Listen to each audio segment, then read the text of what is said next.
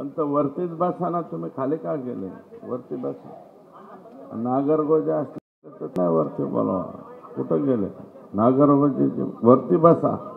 तुम्ही ज्येष्ठ आमचे, त्यांना येऊ द्या.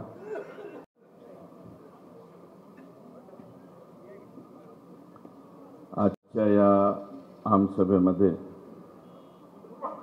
सुरुवातीला या आमसभेचा अध्यक्ष म्हणून आपल्या सर्वांचं या ठिकाणी मी स्वागत करतो. अब्बू शेठ, तसेच विष्णुपंत, या ठिकाणी उपस्थित असलेले श्री नागरगोजेजी, या नगरीच्या नगराध्यक्षा जाधव, आपल्या मॅडम, तहसीलदार, PDO, सर्व सन्माननीय अधिकारी आणि यात माजी जिल्हा परिषद सदस्य, माजी जिल्हा परिषदेचे पदाधिकारी, पंचायत समितीचे माजी सदस्य, सेवा सोसायटीचे सर्व चेअरमन किंवा तत्सम त्या पदावरती असलेले अनेक गावचे सरपंच, उपसरपंच, ग्रामपंचायतचे सदस्य आणि आमचे पत्रकार मित्र, इलेक्ट्रॉनिक मीडियाचे सुद्धा पत्रकार मित्र या ठिकाणी आलेले आहेत. तर विष्णुपंत यांनी या ठिकाणी मागणी केली ती, पंत, मी निश्चितपणे पुढच्या वर्षी ही चूक आपण करणार नाही. सेपरेट आपल्या एका गावची म्हणजे पाटोदा तालुक्याचं स्वतंत्र एक दिवस आमसभा 100% पुढच्या वर्षी लावू. असा 2-4 तासाचा कार्यक्रम देणार आणि जेवढे बोलतील तेवढ्यांचे ऐकून घ्या. अजूनही काही गडे होते तिथं लाईन, मी बघितलं, त्यात आमचे मित्र बी होते आणि परंतु जरी कोणाचे राहिलं असेल तरी बऱ्याच जणांनी प्रश्न इथं मांडलेले. आणि हे जे आमसभेचं दालन आहे, हे दालन कशासाठी आहे की ज्या कोणत्या गोरगरीब माणसाचा आवाज त्याच्या ग्रामसभेत ऐकला गेला नसेल, आणखी कुठं तो त्याच्या कामाची वस्तुस्थिती घेऊन किंवा त्याचं काम घेऊन कोणत्याही अधिकाऱ्याकडे गेला, त्याच्याकडून त्याचं काम झालं नसेल, तिथल्या गावातल्या लोकांनी त्याचं काम केलं नसेल, तर त्याला आपलं मत मांडण्याचं सगळ्यात मोठं दालन म्हणजे आमसभा आहे. तालुक्यातल्या कोणत्याही माणसाला आमसभेच्या बाबतीमध्ये इथं बोलता येईल. आणि डॉक्टर बाबासाहेब आंबेडकरांनी ही जी राज्यघटना लिहिलेली आहे त्याच्यात सगळ्या बाबी लिहिलेल्या आहेत, सगळ्या बाबी दिलेल्या आहेत, हे असं करा, हे असं करा, हे असं. परंतु आमच्या पंचायत समितीचे कर्मचारी त्यांनी सुदैवानं शब्द वापरला, पण मला वाटतं चक्रपाणी जाधव त्याची बरोबर त्यांनी केली. दुर्दैवानं 7 वर्षाच्या नंतर आपल्याला आमसभेला सामोरं जावं लागतं. 7-7 वर्ष आमसभा न घेणं हे एकदम चुकीची गोष्ट आहे. आणि मग अधिकाऱ्यांनी सुद्धा मनामध्ये घाबरायचं. अरे घाबरायचं कशासाठी? तुम्ही जर लोकांचे काम करीत असाल तर अधिकाऱ्यांनी घाबरण्याचं काय कारण आहे? रोजच्या रोज तुमच्या पुढे प्रश्न येते तर ते सोडवले पाहिजे.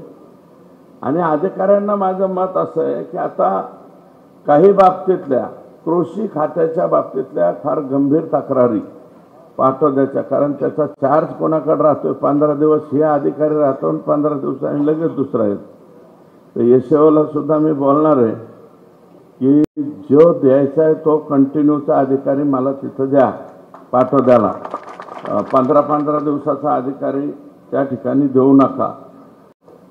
आणि माझं मत असं आहे की कृषी सहाय्यक असतील, आमचे ग्रामसेवक असतील, तलाठी असतील, मंडळ अधिकारी असतील, आम्ही जर फोन लावला कोणत्या नागरिकाने फोन लावला तर त्यांनी फोन उचलला पाहिजे, सामान्य माणसाचा फोन उचलला पाहिजे, नाहीतर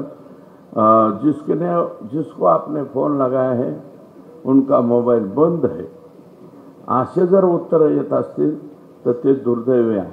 मोबाईल अधिकाऱ्याचे कर्मचाऱ्यांचे बंद राहिले नाही. आणि माझी SDM मॅडमला विनंती आहे, सूचना पण आहे की पेंडन्सी राहिली नाही पाहिजे. तहसीलमध्ये पेंडन्सी नाही राहिली पाहिजे, व्हिडिओ तुमच्याकडे पेंडन्सी नाही राहिली पाहिजे.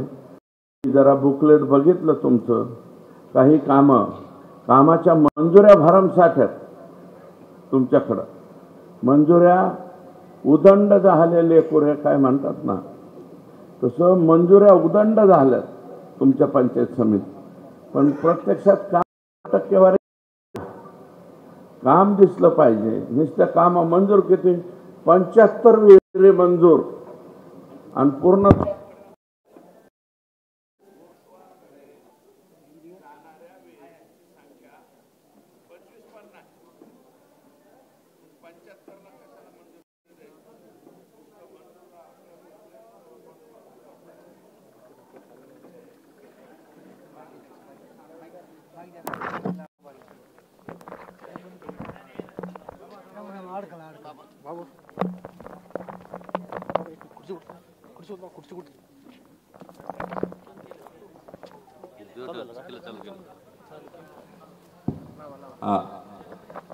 त्यातल्या 20 विहिरी पूर्णत्वाकडे जात नसतील.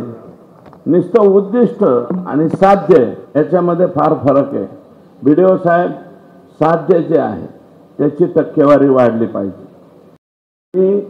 माझं मत आहे, घरकुलं 2021-22 अपूर्ण आहे.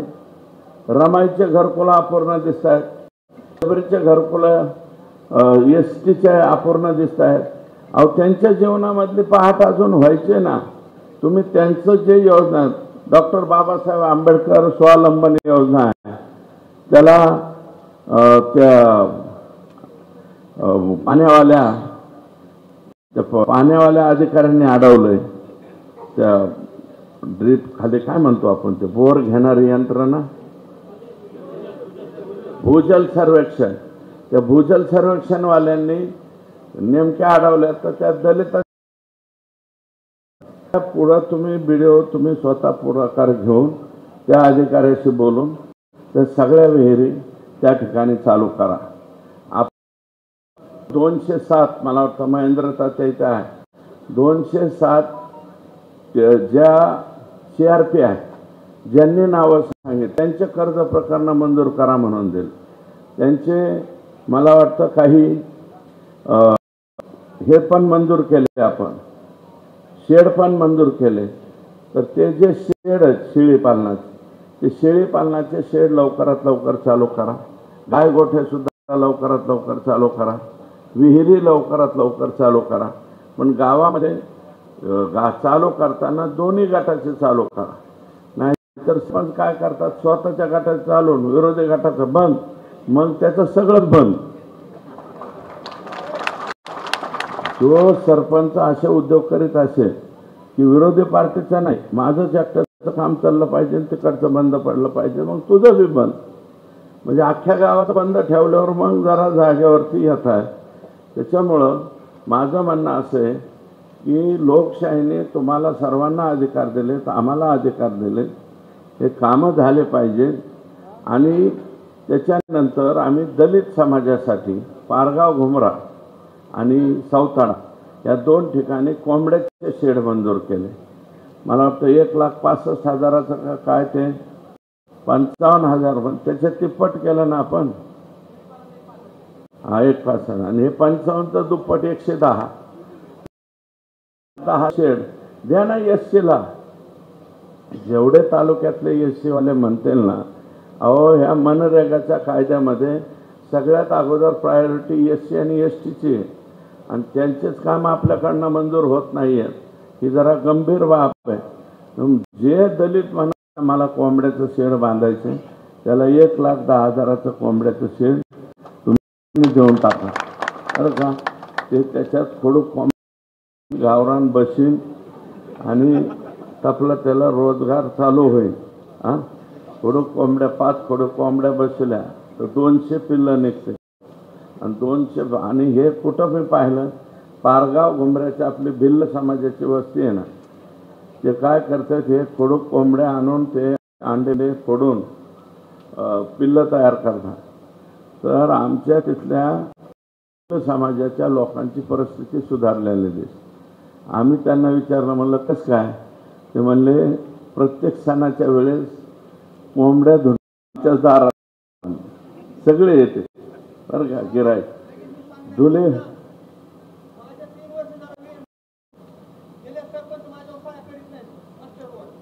कोणते सर?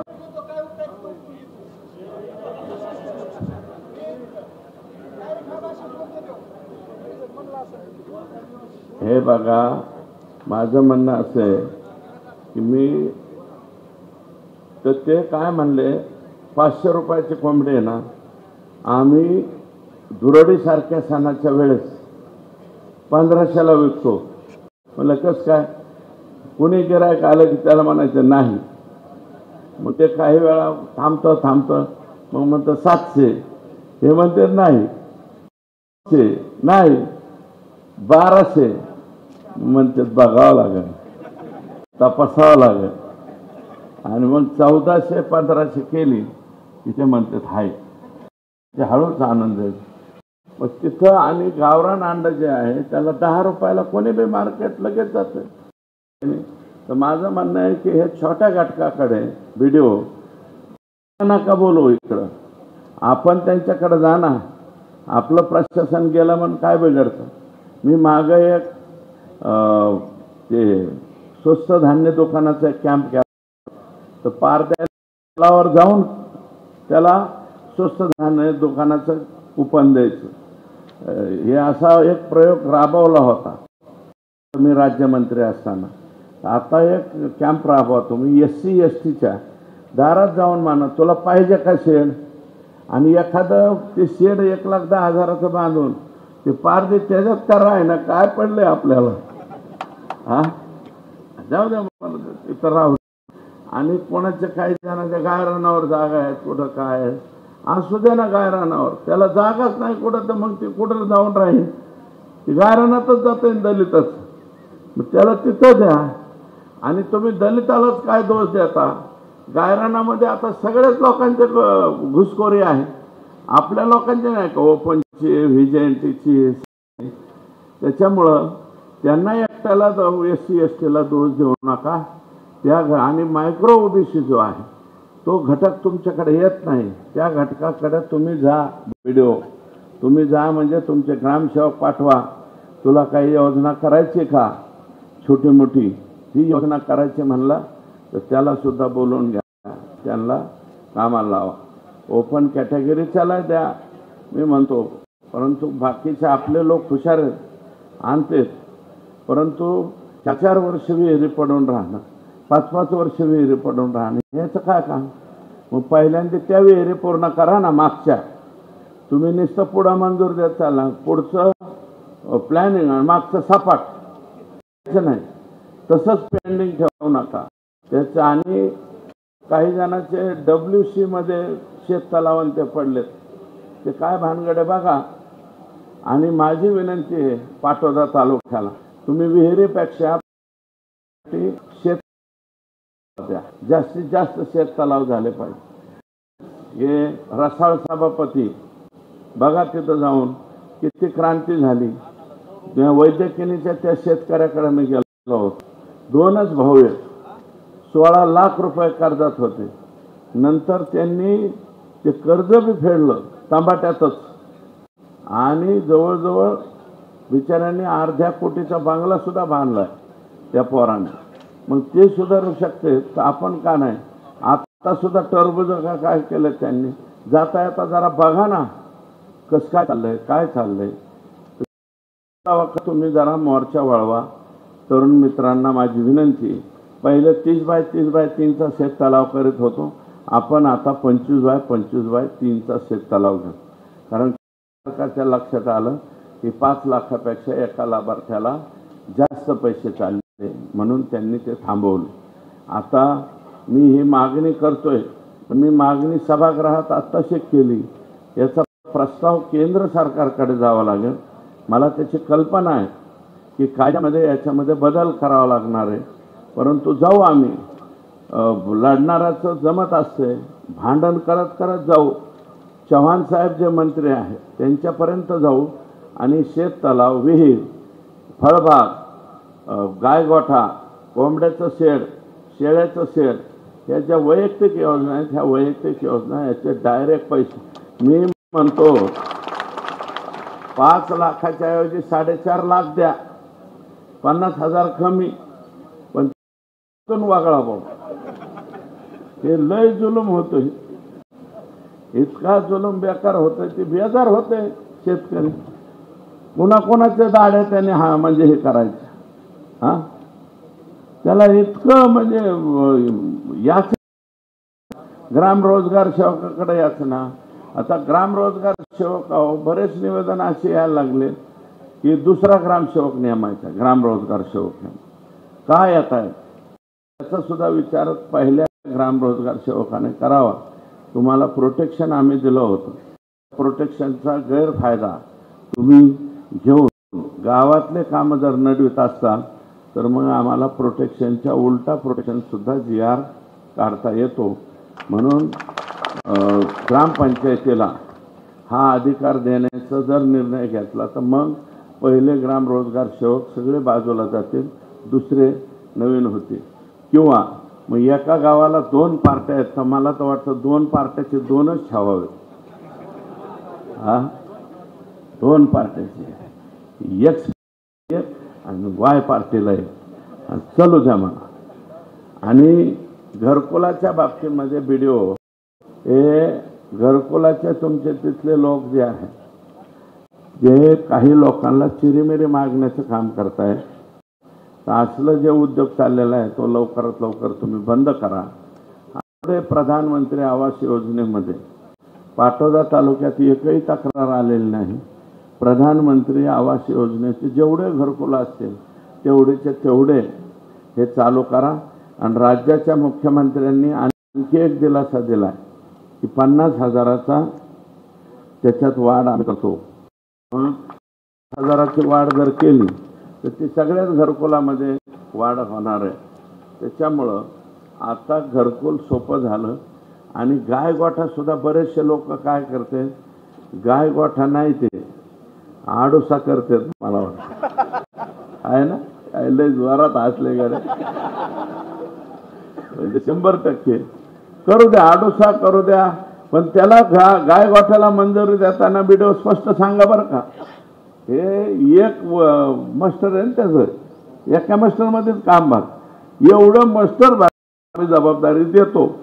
पुढचं राज्य सरकारचं उर्वरित पैसे कवा येतील ती तपला तू लक लाभ असं त्याला स्पष्ट सांगून द्या. नाहीतर काय होईल की विनाकारण तो शेतकरी आपल्या अंगावर येईल. मी आजपर्यंत त्याला जे रोखत होतो ना की गायगोठा थांबवा, त्याचं कारण हे होतं. आणि एका गावात किती मंजुरी द्यावी, तर मला असं वाटतं सरपंच आणि ग्रामपंचायत सदस्य यांच्या दुप्पट संख्या, म्हणजे तेवढं तरी त्या गावात मंजूर करावी. विनाकारण 50-100 असे एकदम मंजूर करू नये. सुरुवातीला काय करा तुम्ही, 9 + 10 म्हणजे 20 मंजूर करा. 20 त्याचं पूर्ण केलं मास्टर की परत 20 करा. BDO साहेब परत 20 करा, नाही म्हणू नका. पण सुरुवातीला तुम्ही फापट पसारा लय मोठ्या मंजुरी द्यायचे, त्यात कामं करायचे नाही. मग एखाद्या म्हणायचं मला औंदा नाही करायचं, पुढच्या वर्षी करायचं, माझ्याजवळ पैसेच नाही. मग असं जर होत असेल तर त्याचा उपयोग त्या ठिकाणी होणार नाही. आता मार्केट कमिटीचं काम बऱ्यापैकी त्या ठिकाणी चाललंय. आपण मला वाटतं चांगली खरेदी केली सोयाबीनची. कोणी कोणी 2-3 होते ना सेंटर आपल्याकडं, कुसळम, त्याच्यानंतर पाटोदा आणि नागराची वाडी शिरूर तालुक्यात, हे 3 सेंटर आपण घेतले होते. ते बी त्या कंपन्यांचे होते, आमच्या मार्केट कमिटीचं नव्हतं. पण मार्केट कमिटीने पूर्ण सपोर्ट केला आणि 4,892 रुपयांनी सोयाबीन आपण खरेदी केली. पुढच्या वर्षीपर्यंत माझ्या आणखी एक डोक्यात विचार आला की मोठं 10,000 मेट्रिक टन सोयाबीन बसल असे मोठाले 1 किंवा 2 गोडाऊन आपल्या तालुक्यामध्ये शासनाच्या मार्फत म्हणजे मार्केट कमिटीच्या वतीनं करायचे. मग ते का, तो भाव कमी असेल तेवढ्या वेळात शेतकऱ्यांनी ते आपल्याकडे आणून टाकायचं आणि त्या दिवशी जो भाव असेल त्याच्या 85% पैसे शेतकऱ्याला देऊन टाकायचे, ते तिथंच ठेवायचं आणि अत्यंत नाममात्र भाडं त्या शेतकऱ्याकडून घेऊन ज्यावेळेस दर चांगले होते त्यावेळेस शेतकऱ्यांनी ते उचलून न्यायचं आणि विकून टाकायचं आणि हे नाममात्र भाडं द्यायचं. शेतकऱ्यांनी आपापले पैसे हे करावंच लागेल, कारण सोयाबीनच्या बाजूनी आपला तालुका म्हणजे हटत नाही आहे. आता त्याचं कारण मूळ असं आहे की आपली उत्पादकता वाढली पाहिजे. आपण 10 क्विंटलवरती, 9 क्विंटलवरती, 8 क्विंटलवरती जा आणि बाकीचे जे टांझानिया, अर्जेंटिना, ब्राझील हे 2-4 जे देश आहेत, अमेरिका, हे तुम्हाला सांगतो त्यांची उत्पादकता 33 क्विंटलची आहे आणि आपली उत्पादकता 10 क्विंटलच्या आत आहे. हा 5 ते 10 तुरळक शेतकरी 12-12 क्विंटलपर्यंत जाते. भाऊसाहेब अण्णासारखे जाते का? हां, भाऊसाहेब नाही जातं 12 क्विंटल. मग तुम्ही काय काय देता ते जरा इतरांना सांगा ना. नाही दुसरा कशाचा मारा करतात. हा, तर माझी विनंती आहे की बाबा हा हे दिव्यांग बांधवांना 12 लाख 13 लाख मी शिल्लक काढून ठेवले, ते पैसे बाजूला काढून ठेवले. हा, पंचायत समिती आणि ग्रामपंचायती यांना माझी विनंती आहे की दिव्यांगाचा BDO साहेब दिव्यांगाचा जो निधी आहे तेवढा तो लगेच त्यांना देऊन टाका आणि वस्तू रूपात ह्याच्यात नका देऊ, रोख स्वरूपात देऊन टाका.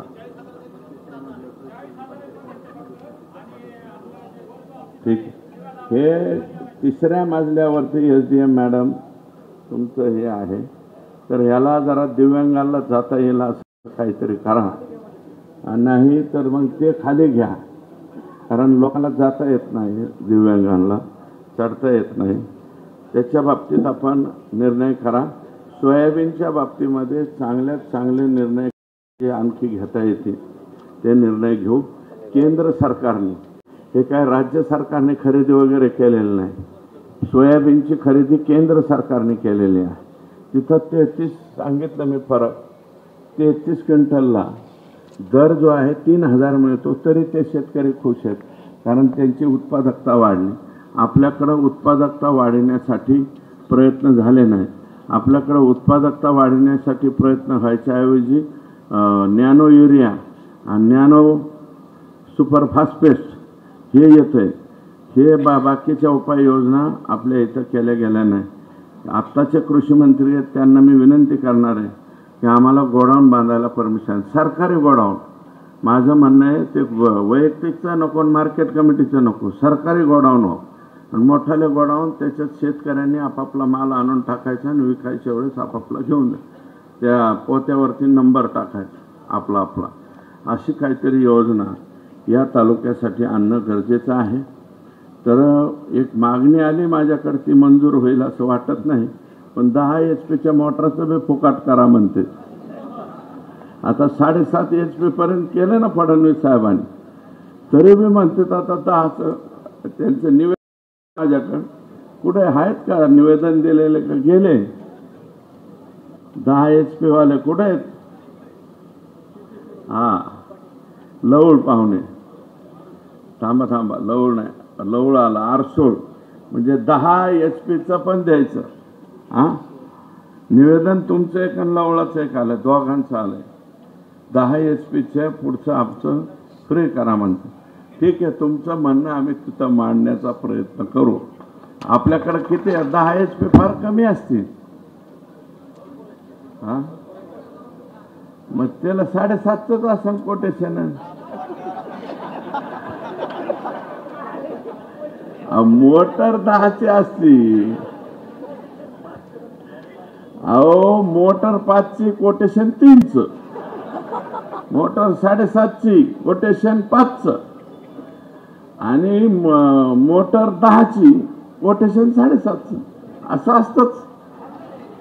तेवढ्याशिवाय आम्ही पाटोदा तालुका आहे हो, दादाराव आरसुळांचा तालुका आहे, फार हुशार आहे. आणि त्याच्यामुळं 10 HP बाबत मी आत्ताच इथं काही बोलणं उचित होणार नाही, परंतु तुमचं म्हणणं आरसूळ साहेब मी फडणवीस साहेबांच्या कानावर घालण्याचा प्रयत्न करेन. आणि मी स्पष्टपणे आदेश दिले. बरेचसे जण इथं बोलले गाव तलाव आणि पाझर तलावाच्या दुरुस्त्या झाल्या पाहिजे. मी स्वतःच सगळ्या अधिकाऱ्यांना स्पष्ट आदेश दिले. हाते इथं बसलेले आहेत, झेडपीवाले पण सगळ्यांना सांगितलं आहे का नाही, तुमच्या ताब्यात जेवढे तलाव असतील त्याची सद्यस्थिती काय आणि त्याला सांडवा म्हणजे त्याचा पोट फोडून त्याच्यात काळी माती ओतून बरं का, आणि सांडवा जर फुटलेला असेल तर तो दुरुस्त करून असे दुरुस्तीचे इस्टिमेट करा, पाटोदा तालुक्यातले प्रायोरिटीने करा असं स्पष्टपणे सांगितलं. आणि ते इस्टिमेट माझ्याकडे आले तर त्याला एका ठिकाणावरून जे आहे पैसे मिळण्याची शक्यता निर्माण झाली. मी तिथे जाऊन ते पैसे आणीन. कार्यकर्त्यांनी सुद्धा आपापल्या गावातला सगळ्यात नंबर 1चा तलाव कोणता आणि त्याची दुरुस्ती 1 नंबर 2 नंबर 3 नंबर असं ठरवा. कारण 3 असतील तर 3च्या 3 होणार नाही, 2च होतील. तर त्यातला पहिला आणि दुसरा नंबर तुम्ही त्या अधिकाऱ्यांना जाऊन सांगा. म्हणजे लोकल सेक्टरच्या सांगा, BIDच्या सांगा आणि जिल्हा परिषदेच्या सांगा.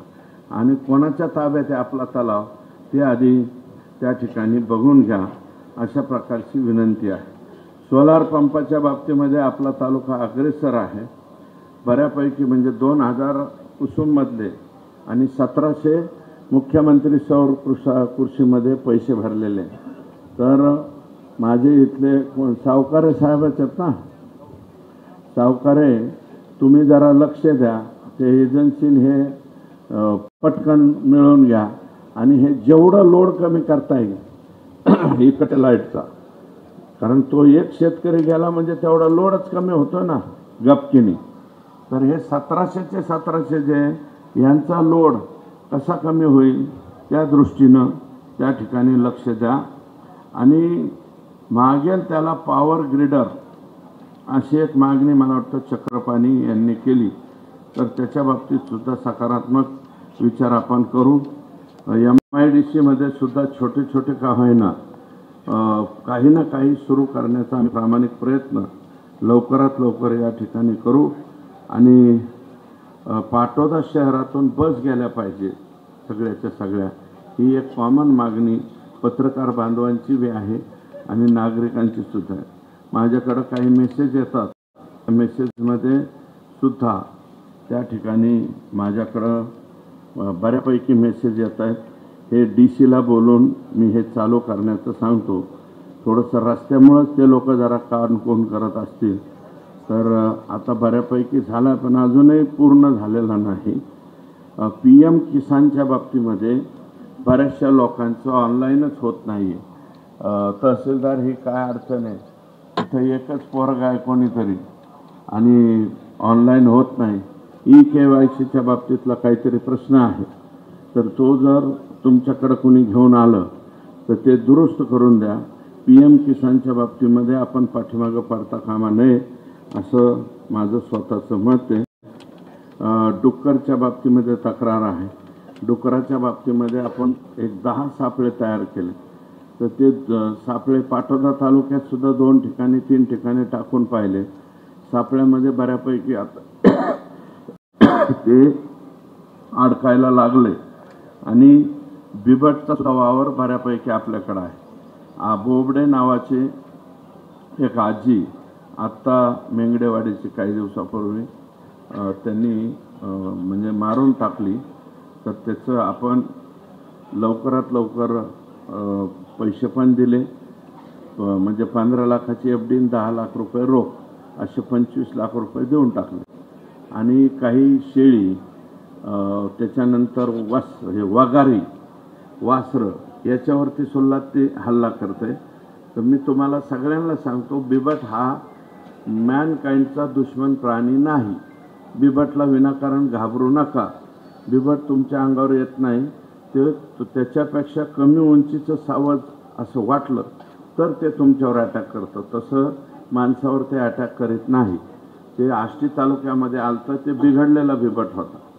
हा बिबट जे आहे ते म्हातारी त्या काय म्हणतात आपलं ते पवळीवर बसून खरकत पलीकडे चालले. त्यांनी हे नेमकं त्याच्यावर गेला, बरोबर त्यांनी त्याला ते सावज वाटलं आणि त्यांनी ती म्हातारी मारून टाकली. तर ज्या काही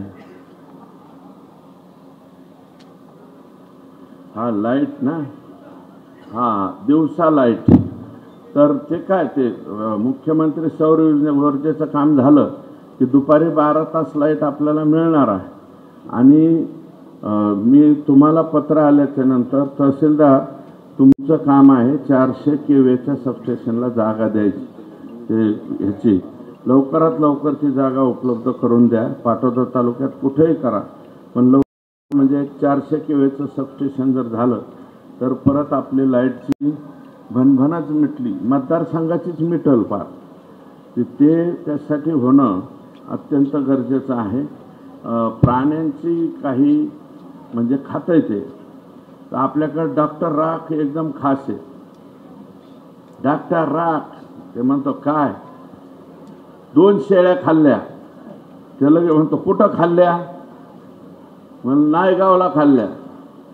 कान शिल्लक आहे का? तिकडून शेतकरी म्हणतो कान बी शिल्लक नाही. बरं मेले ना 2 आणि सकाळी या लगेच सर्टिफिकेट घेऊन जावं. इतका खास आहे. आज आलाय का बैठकीला? तुम्ही पाहिलं नाही बिचारा, पण इतका खास काम करतो. आपलं ठरलं तर एकदम खास, एकदम खास, आडवीत नाही. तुमचं कोणाचं बी बकरू कोणा काही बी खाऊ द्या. बिबटनी खाल्लं की फक्त एक फोन माझ्याकडे करा, नाही तर डायरेक्ट डॉक्टर राखला करा. डॉक्टर राख लगेच सर्टिफिकेट देतो. मेलं का लगेच, म्हणजे वन खात्याचा पंचनामा व्हायच्या आधी ह्याच्या पट्ट्याचा पंचनामा रेडी असतो. म्हणजे लगेच पैसे देऊन मग त्याला म्हणायचं डॉक्टर. तर तसा त्याच्यानंतर 2023च्या पीक विम्याच्या बाबतीमध्ये या ठिकाणी प्रश्न निर्माण झालेला आहे. पंतांनी तो विषय मांडला आहे, मला वाटतं नागरगोजेंनी तो विषय मांडला आहे, आणि मी स्वतःसुद्धा सभागृहामध्ये हा विषय मांडणार आहे आता 1-2 दिवसांनी. पंत तुम्ही ज्या सूचना केलेल्या त्या सर्वच्या सर्व तिथे मांडून याच्यावरती आपल्याला कशा प्रयत्न करता येईल. मी पाटोदा तालुक्याच्या सहकारी संघाबद्दल बोलणार नाही, पण मला वाटतं नवले पाटलांनी एक चिलिंग प्लॅन टाकला आहे काही दिवसापूर्वी. तसा आमच्या आष्टी तालुक्यात दूध संघाचा सुद्धा एखादा प्लॅन पाटोदा तालुक्यामध्ये टाकावा असा आमचा विचार चाललेला आहे. नाही तुमचं कोणाचं बी असू द्या, पण पाटोदा आष्टी तालुका दूध संघाचा आला म्हणजे 10 दिवसाला पेमेंट आहे, काही अडचणच नाही. कारण आता बी नाहीतरी अंमळनेर जिल्हा परिषद सरकार माऊली कुठे गेला? भाऊसाहेबराव आम्ही ऑलरेडी कुठपर्यंत आलो अंमळनेर सरकारमध्ये, फार कुसळमपर्यंत मी दूध नेतोय. वाहली, चिखली, अंतापूर आणि हे सगळं पार कुसळमपर्यंत सगळं दूध मी घेऊन जातोय. सावरगावसह सगळं ऑलरेडी दूध आष्टी तालुका दूध संघाकडे आहे, आणि त्यांना रेट सुद्धा इतरांपेक्षा 1 रुपयाने जास्तीचा त्या ठिकाणी मिळतो. आणि सिनियर डिव्हिजनच्या बाबतीमध्ये ॲडव्होकेट आवटे साहेब बोलणार होते, त्यांचा प्रश्नही या ठिकाणी माझ्यापर्यंत आलेला आहे. त्याच्या बाबतीत सुद्धा काय करता येईल नाही ते लवकरात लवकर तुम्हाला वकील साहेब सांगेल. परंतु मी काय कोणत्या गोष्टीच्या बाबतीमध्ये SDM कार्यालय पाटोद्याला करायचं माझ्यावरती फार टीका झाली, पण तरी मी मागं हटलो नाही त्यावेळेस, कारण हा निर्णय जो सर्वस्वी मी केला होता. आणि का की बाबा पाटोद्याला काहीतरी मान द्यावा. आणि नंतर ते शिरोळवाले कोर्टात गेले, काही दिवस आष्टीवाले कोर्टात गेले, पण शेवटी आपला 2 तालुक्याचं SDM हे आहेत. आता मॅडम आपल्याकडे आल्यात, मॅडम आल्याच्या नंतर त्यांनी कामात सुधारणा केली.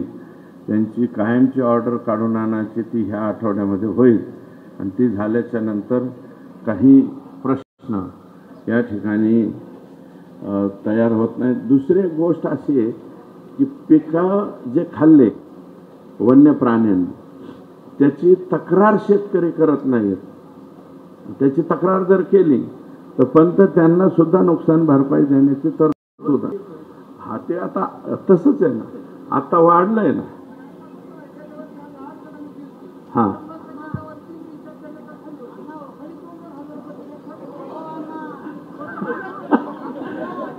वन खात्याकडे जाणच नको.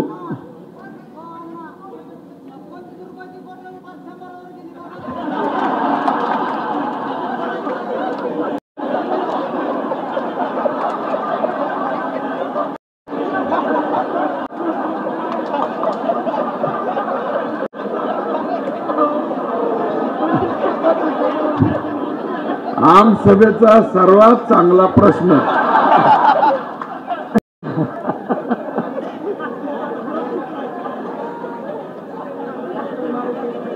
सरकारला लाडक्या बहिणी सांभाळायच्या, म्हणून दाजींकडून थोडं जास्त काढलं तर काय फरक पडतोय. असू द्या, चांगला गमतीचा भाग जाऊ द्या. पण पंत जे रुपये म्हणताय 2000 रुपये म्हणजे म्हणले तुम्ही, पंतही त्या ठिकाणी म्हणताय हा एक झाला का? हा म्हणजे 200 रुपये नाही. हे म्हणजे अन्य म्हणणं आहे काय की उत्पन्न जेवढं येतं त्याच्या किमान अर्धा किंवा 75% तरी रक्कम द्यायला पाहिजे ना.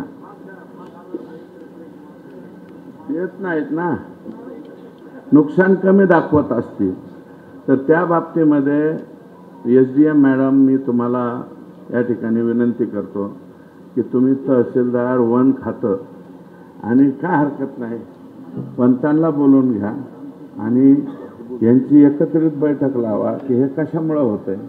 कारण काही ठिकाणी हे शेळ्या बेळ्याच्या बाबतीत लोक खुश आहे, ते 10,000 रुपये आणि लहान कोकरू म्हणा. बरं आपल्याकडे लोक असे कोकरू मेलं तरी शेळी मेली म्हणतात, आणि कान न सापडता बी राग डॉक्टर सर्टिफिकेट देतो. त्याच्यामुळे अडचणच नाही त्याच्या. तर असो अत्यंत बसावं, ते चांगल्या प्रश्नावाले दाजी जाऊन नका देऊ. आणि हे गडी कुठला आहे?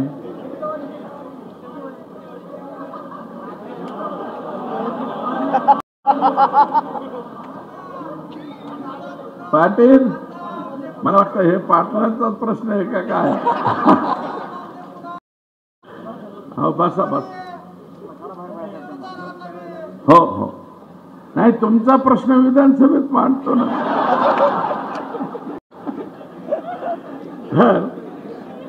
अतिशय माझं म्हणणं आहे, गाळ काढायला आता कुठल्याही तलावात गाळ शिल्लक ठेवलेला नाही. मला वाटतं असला तर डोंबरी तलावात असं, बाकी सगळं खरडून लोकांनी नेलेलं आहे. कुठल्या ज्या तलावात राहिला असेल त्याचं नाव सांगा. नाम फाउंडेशन आणि टाटा यांना सांगून मी मशिनरिंग ते देतो, फुकाट उकरून देतील. शेतकऱ्यांनी आपापला गाळ आपापल्या शेतात नेऊन टाकावं. लवकरात लवकर सांगा. मी कलेक्टर साहेबांशी बोलून ते फुकाट भरून द्यायची यंत्रणा त्या ठिकाणी मी लावून देतो. तर अतिशय खेळमेळीच्या आणि चांगली ही आपली आमसभा पार पडलेली आहे. आपल्याला आता नाही, आता काय बोलणार, आता संपवायला लागलो मी. अण्णा हां हां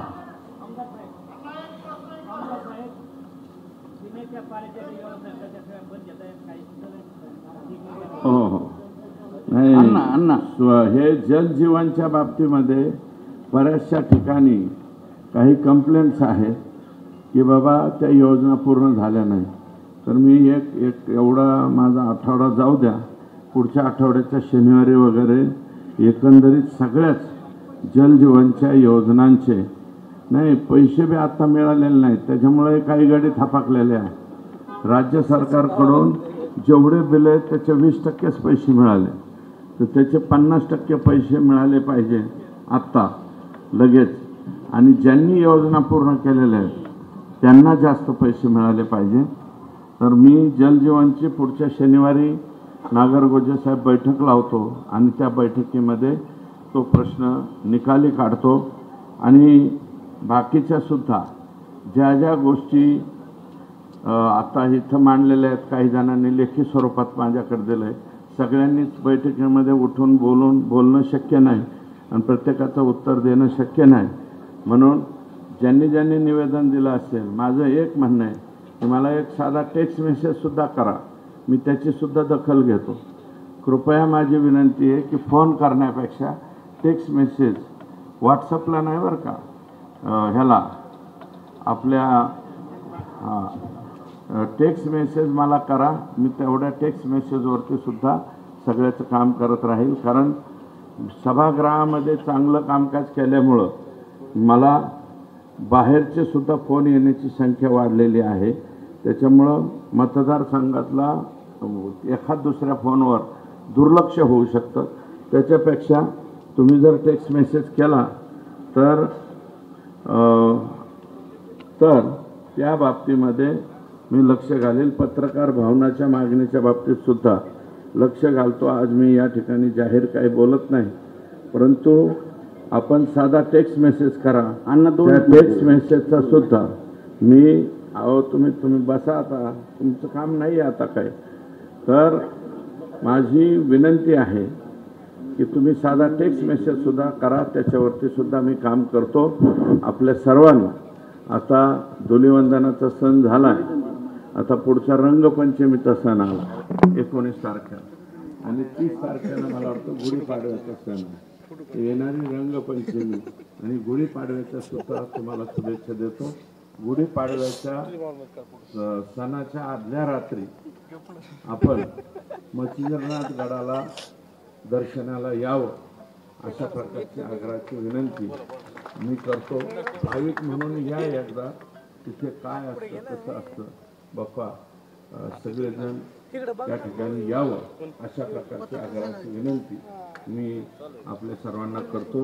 आपली सर्वांची रजा घेतो. जय हिंद, जय महाराष्ट्र. अध्यक्ष महोदय अण्णा